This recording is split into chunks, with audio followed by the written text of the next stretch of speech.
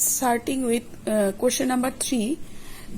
It is a memory based question of 2019, 12th of January, second shift. Let A is equal to a matrix is given 1 minus sin theta minus 1 sin theta 1 minus sin theta 1 sin theta 1, where theta belongs to 3 pi by 4 comma 5 pi by 4. Then modulus of A lies in 4 options are given. At first, determinant, we calculate the determinant value of A, that is determinant of A is equal to 1 minus of sin theta minus 1 sin of theta 1 minus sin theta 1 sin theta 1. It is 1 into 1 plus sin square theta minus sin of theta minus sin theta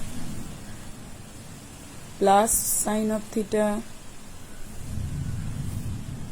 plus sin square theta 1 into sin square of theta plus 1, that is equal to 2 plus 2 of sin square theta.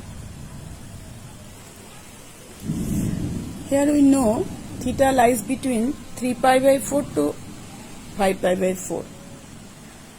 Theta lies between 3 pi by 4 to 5 pi by 4. Therefore, that implies sin of theta belongs to, here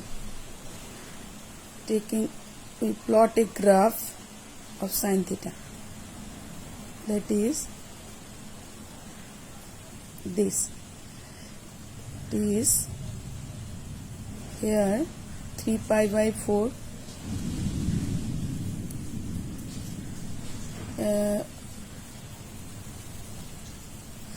positive 3 pi by sin 3 pi by theta is equal to 1 by root 2, and negative value is this minus 1 by root 2. Therefore, sin of theta is equal to minus 1 by root 2 to 1 by root 2.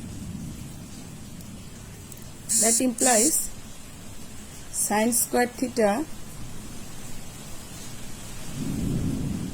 belongs to 0, 1 by root 2. Putting sin square theta is equal to 0,